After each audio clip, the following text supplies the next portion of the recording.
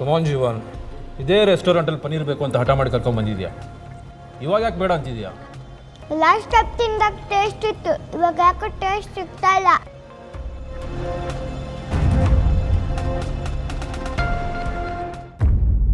ಯಾರು ಮಾಡಿದ್ದು? ರಮಾನಂದ್ ಮಾಡಿದ್ದು ಸರ್. ಅಲ್ಲಿಗೆ ನಮ್ಮ ಚೆಫ್ ಭಟ್ರ ರಮಾನಂದರ ಕತೆ ಮುಗೀತು ಅಷ್ಟೇ. Get my apron. Sir apron.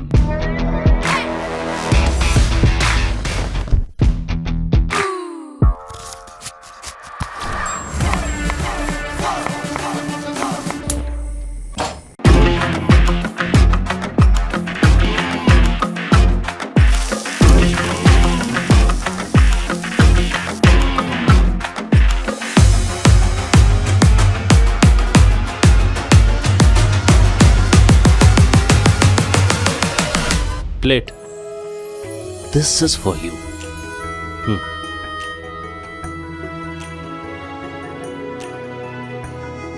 Super ಪಪ್ಪ, ನಾನು ಇದೇ ತಗನೇ ಲಾಸ್ಟ್ ಟೈಮ್ ತಿಂತಿತ್ತು. Cool, thank you so much sir. ಇನ್ಮೇಲೆ ಇವನಿಗೆ ಯಾವಾಗ ಪನ್ನೀರ್ ತಿನ್ಬೇಕನ್ಸುತ್ತೋ ಇದೇ ರೆಸ್ಟೋರೆಂಟ್ ಕರ್ಕೊಂಬರ್ತೀನಿ. ಓಕೆನಾ? ಇಲ್ಲ, ಬರಲ್ಲ. ಯಾಕೆ ಬರಲ್ಲ? ನಾನು ಬಂದಾಗಲ್ಲ ನೀವೇ ಪನ್ನೀರ್ ಮಾಡ್ಕೊಡ್ತೀನಿ ಅಂದ್ರೆ ಮಾತ್ರ ನಾನು ಬರ್ತೀನಿ. ನಿನ್ನ ಮುಖದಲ್ಲಿ ನಗು ಬರುತ್ತೆ ಅನ್ನೋದಾದರೆ ಯಾವಾಗಲೂ ನಾನೇ ಮಾಡ್ಕೊಡ್ತೀನಿ. Deal? Enjoy your food sir, please enjoy. Excuse me. Yes sir. ಈಗ ಹೋದ್ರಲ್ಲ ಯಾರವರು? ನಿಮಗೆ ಎ ಜೆ ಅವ್ರ ಬಗ್ಗೆ ಗೊತ್ತಾ? ಅಫ್ಕೋರ್ಸ್, ಅವ್ರ ಬಗ್ಗೆ ಯಾರು ಗೊತ್ತಿಲ್ಲ. I know. ಇವರೇ ಸರ್ ಎ ಜೆ ಅವರು. What? Uncle,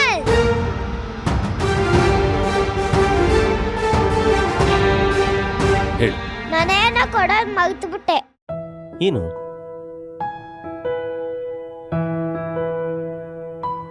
thank you.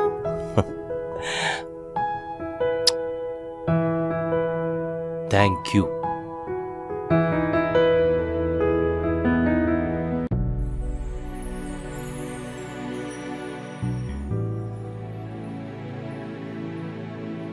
Sorry, ನಾ ಹೊರಡ್ತೀನಿ. ಯಾಕೆ? ಎ ಜೆ ಇವ್ರ ಹೋಟ್ಲಲ್ಲಿ ಒಂದು ಸಣ್ಣ ತಪ್ಪಾದರೂ ಅಲ್ಲಿ ಕ್ಷಮೆಗೆ ಅವಕಾಶ ಇಲ್ಲ ಅಂತ ನನಗೆ ಚೆನ್ನಾಗಿ ಗೊತ್ತು. ಅದಕ್ಕೆ ನೀವು ಹೇಳೋಕ್ಕೂ ಮುಂಚೆ ನಾನೇ ಹೊರಡ್ತೀನಿ. ಗುಡ್. ನೀವೇ ಹೋಗ್ತೀನಿ ಅಂತ ಹೇಳಿದ್ದು ಒಳ್ಳೇದಾಯ್ತು. ಇಲ್ಲ ಅಂದರೆ ನಾನೇ ನಿಮಗೆ ಹೋಗಿ ಅಂತ ಹೇಳ್ತಿದ್ದೆ. ಆದರೆ ಕೆಲಸ ಬಿಟ್ಟು ಹೋಗಿ ಅಂತಲ್ಲ, ಮನೆಗೆ ಹೋಗಿ ಆರೋಗ್ಯ ಸರಿ ಮಾಡಿಕೊಂಡು ವಾಪಸ್ ಬನ್ನಿ ಅಂತ. ನಿಮ್ಮ ಕಣ್ಣಲ್ಲಿರೋ ಭಯ, ಪ್ರೀತಿ ಮಾತ್ರ ನನ್ನ ಗಮನಕ್ಕೆ ಬರಲ್ಲ. ಅದರಲ್ಲಿರೋ ನೋವು ನನ್ನ ಗಮನಕ್ಕೆ ಬರುತ್ತೆ. ನಿಮ್ಮ ಶ್ರದ್ಧೆ ಶ್ರಮಾನ ನಾನು ಇವತ್ತಿಂದ ನೋಡ್ತಾ ಇಲ್ಲ. ನಿಮ್ಮಿಂದ ತಪ್ಪಾಗಿದೆ ಅಂದರೆ ಅದು ಅಸಡ್ಡೆಯಿಂದಲ್ಲ, ಅಸಹಾಯಕತೆಯಿಂದ ಆಗಿರುತ್ತೆ. ಮನಸ್ಸು ಆರೋಗ್ಯ ಸರಿ ಇಲ್ಲ ಅಂದಮೇಲೆ ಮಾಡೋ ಅಡುಗೆನೂ ಸರಿ ಇರಲ್ಲ. ಈ ಹೋಟೆಲ್ಗಿರೋ ಹೆಸರು ಎಷ್ಟು ಮುಖ್ಯನೋ, ಇಲ್ಲಿ ಕೆಲಸ ಮಾಡೋರ ಬಗ್ಗೆ ಕಾಳಜಿನೂ ಅಷ್ಟೇ ಮುಖ್ಯ. ಆರೋಗ್ಯ ಸರಿ ಹೋದ್ಮೇಲೆ ವಾಪಸ್ ಬನ್ನಿ. ವಿಶ್ವ? ಗೊತ್ತಾಯ್ತು ಸರ್. ಇವ್ರನ್ನ ಹಾಸ್ಪಿಟಲ್ ಕಳಿಸಿ ಟ್ರೀಟ್ಮೆಂಟ್ ಕೊಡಿಸಿ ಮನೆಗೆ ಬಿಟ್ಟು ಬರೋ ವ್ಯವಸ್ಥೆನ ನಾನು ಮಾಡ್ತೀನಿ. ಹೋಗ್ಬಿಟ್ಟು ಬನ್ನಿ.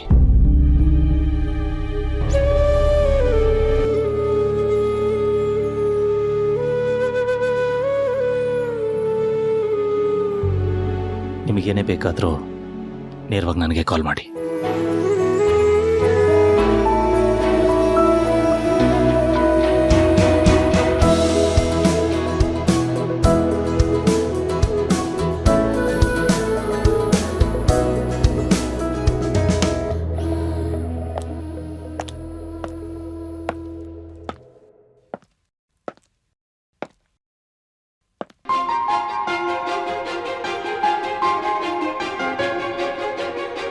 ನೀನು ಬದುಕಿದ್ದಾಗ ನಿನಗೆ ಹೇಗೆ ಬೇಕೋ ನನ್ನ ಜೀವನ ಹಾಗೆ ನಡೀತಿತ್ತು.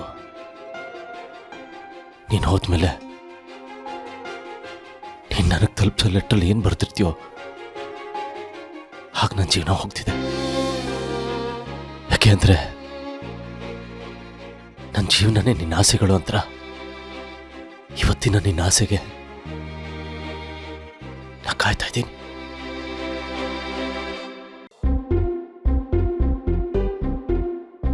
ಅರ್ಧ ಗಂಟೆಯಲ್ಲಿ ರೆಡಿ ಇರಬೇಕು. Okay, very good. ಕೇಕ್ ಹುಡುಗಿ ಇವಳು ಯಾಕೆ ಬಿಲ್ಲಿಗೆ ಬಂದ್ಲು? ಒಂದು ನಿಮಿಷ, ಇವಾಗ ಬಂದೆ. ಅಯ್ಯೋ ಮೇಡಮ್, ಸ್ಟಾಪ್. ನೀವ್ಯಾಕೆ ಇಲ್ಲಿಗೆ ಬಂದಿದ್ದೀರಾ? ಓ, ಸರ್ ಹತ್ರ ಸಾರಿ ಕೇಳಕ್ಕೆ ಬಂದಿದ್ದೀರಾ? ಸಾರಿ ಇಲ್ಲ, ನಿಮ್ಮ ಹೋಟೆಲ್ ಪೂರಿನೂ ಇಲ್ಲ. ನಾನಿಲ್ಲಿ ಬಂದಿರೋದು ಕಾಂಪ್ರಮೈಸ್ ಆಗಕ್ಕಲ್ಲ, ದುಡ್ಡು ವಸೂಲಿ ಮಾಡಕ್ಕೆ. ವಸೂಲಿ ಮಾಡಕ್ಕೆ ಏನು ಮಾತಾಡ್ತಿದ್ದೀರಾ ಮೇಡಮ್? ನಿಮ್ಮ ಬಾಸ್ಗೆ ಬಿಲ್ ಕೊಟ್ಟು ಕಳ್ಸಿದ್ದೀನಿ. ಸೆಟಲ್ಮೆಂಟ್ಗೋಸ್ಕರ ಕಾಯ್ತಿದ್ದೀನಿ. ಬಾಸ್ಗೆ ಬಿಲ್ ಕೊಟ್ರ? ಯಾಕೆ ಈ ಥರ ಮಾಡೋಕೋದ್ರಿ ಮೇಡಮ್? ನನ್ನ ಹತ್ರ ಕೇಳ್ತಿದ್ರೆ ನಾನೇ ಸೆಟ್ಲ್ ಮಾಡ್ತಿದ್ದೆ ತಾನೇ. ನಿಮ್ಗೆ ಯಾಕ್ರಿ ಕೇಳಬೇಕು? ಕೇಕ್ ಆರ್ಡರ್ ಆಗಿದ್ದು ನಿಮ್ಮ ಬಾಸ್ ಹೆಸರಲ್ಲಿ, ಅದಕ್ಕೆ ಅವ್ರಿಗೆ ಬಿಲ್ ಕೊಟ್ಟು ಕಳ್ಸಿದ್ದೀನಿ.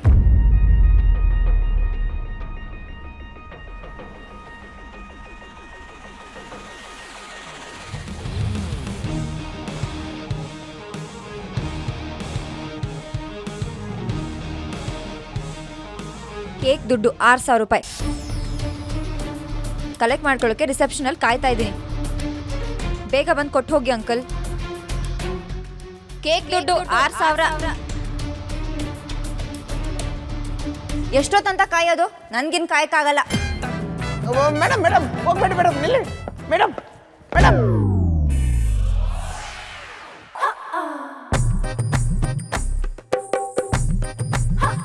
What A catch. ಏ ಅಂಕಲ್, ಬೀಳ್ತಿರೋರ್ನ ಹೀಗೆ ಇಟ್ಕೊಳ್ಳೋದು? ನೀನು ಯಾಕೆ ಇಲ್ಲಿಗೆ ಬಂದೆ? ಏನಿದೆಲ್ಲ? ಇದು ಬಿಲ್ಲು, ನೆನ್ನೆ ಆರ್ಡರ್ ಮಾಡಿದ ಕೇಕ್ದು. ಮುಖಕ್ಕೆ ಬಡ್ದಿದ್ದ ಕೇಕ್ಗೆ ದುಡ್ಡು ಕೊಡ್ಬೇಕಾ? ಕೇಕ್ ಕಟ್ ಮಾಡಿ ತಿನ್ನೋದೆಲ್ಲ ಓಲ್ಡ್ ಫ್ಯಾಷನ್ನು. ಕೇಕ್ ಮುಖಕ್ಕೆ ಬಳಿದೆ ಈಗಿನ ಟ್ರೆಂಡು. ಓ, ನೀವು ಹಳೆ ಕಾಲದವ್ರಲ್ವಾ? ಇದೆಲ್ಲ ನಿಮ್ಗೆಲ್ಲ ಗೊತ್ತಿರಲ್ಲ ಅಂತ ಅನ್ಸುತ್ತೆ ಅಲ್ವಾ ಬ್ರೋ? ಹೌದು ಸರ್, ಮೊನ್ನೆ ನನ್ನ ಬರ್ತ್ಡೇಗೆ ನನ್ನ ಫ್ರೆಂಡ್ಸ್ ಎಲ್ಲ ಮುಖಕ್ಕೆ ಕೇಕ್ ಬಳ್ದಿದ್ದು.